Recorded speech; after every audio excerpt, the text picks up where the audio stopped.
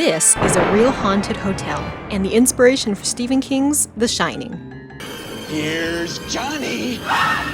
In this episode of Real vs. Real, I take you on a ghost hunt for real paranormal activity, just like in the movies. The kid machine over there trying to be a ghost. I meant real ones, not that one.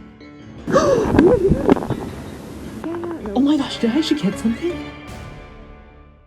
Ever since this famous scene, tourists have been flocking to the Stanley Hotel to see the room that Stephen King stayed in, the infamous 217. He supposedly had a nightmare, saw ghost children in the hallways, and was inspired to write The Shining. The scenery here is actually pretty stunning. While the exterior was never used for Stanley Kubrick's The Shining, it was seen in the film Dumb and Dumber.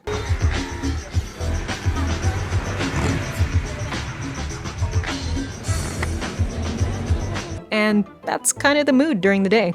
This doesn't feel like a haunted hotel. This feels like a rave party. It's a far cry from the usual broken down, old Victorian mansions that we usually see as haunted locations. Inside is the lobby and the grand staircase where so many ghosts are captured, along with other unwanted guests.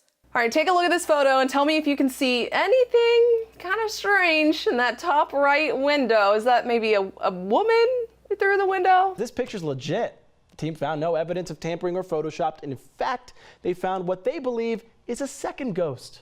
The first anomaly appears to us to be like a lady dressed in black, and to the left of her, it looks like what is a child. You can see the child's head clearly outlined over the top of the steel railing, just to the left of the woman in it. Ghost tours are held here regularly. My partner and I take a tour in the daytime to learn the history of the hotel, and we do capture a ghost. Okay, maybe not so much.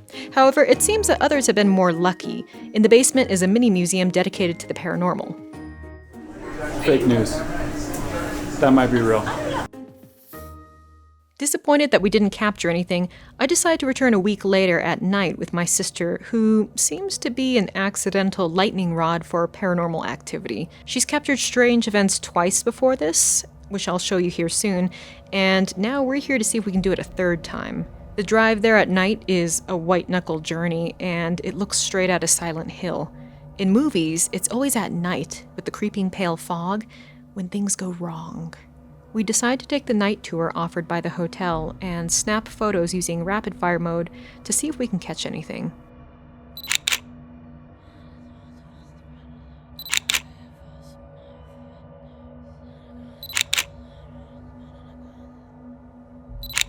Upon reviewing my footage, I see something a bit odd in one of my photos. So these are taken in rapid succession. It's about 5 images per second, and yet this strange face-like shape just appears in a single frame for 1/5 of a second. What do you think? Maybe it's nothing, but I can't stop thinking about it. Maybe because I know that we've caught something here before. Years ago, my sister and I went to the Stanley Hotel together with 2 other people in order to do ghost hunting. And while we couldn't afford to stay in 217, the hotel did give us the room next door, which used to be a part of the bigger suite.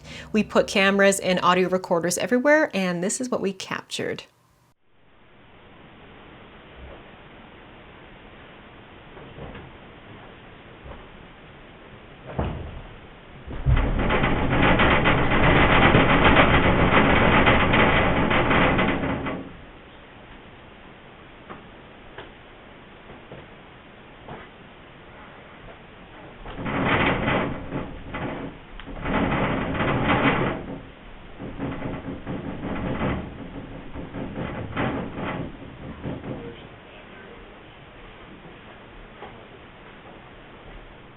Because we have so much reference of what outside noises sound like in terms of people walking upstairs and also people walking directly outside the door, we can confirm no staff members entered the room, nobody was upstairs, nobody was in the rooms next to us, and I don't know what to make of it. My sister and I continue looking in total darkness for the old pet cemetery, a place where she captured an eerie photo when we returned to the Stanley Hotel years later.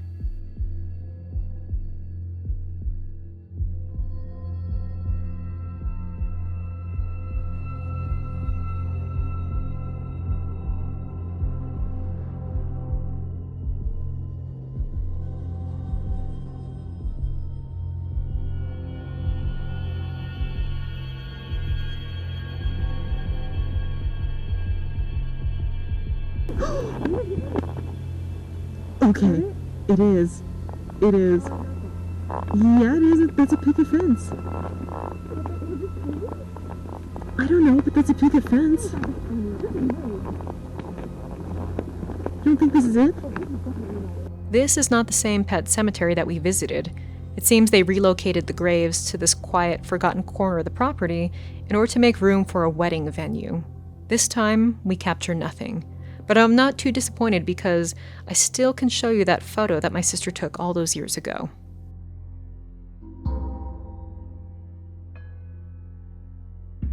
This image stands out to me for many reasons.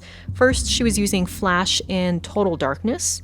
It's easy to see how everything is illuminated, including the background with the dark gray, gritty tones.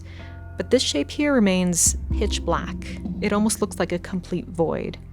Second, the shape has a creepy face-like appearance. You can see through these consecutive photos that she took that it's not the leaves or the branches. It almost seems to be peering at us. Third, there's this little flash of pure white light. Not only did myself and the other person who was with us confirm that nobody was standing there, but we also didn't see any flashes of light or reflections. So we visually didn't see anything. There were other people on the tour with us who didn't see anything. And I had taken photos on my camera and not captured anything. It was just on my sister's. Despite all these things, I'm still not sure what I believe. I'm a pretty logical person, almost to a fault, but I can't explain the things that we captured here. Perhaps the scariest connection between Stephen King's The Shining and real-life hauntings is how our powerful imaginations can spirit us away to a darker place. Thank you to my patrons, and make sure to share this spooky story with somebody who also loves ghost tales. I'll see you in the next one.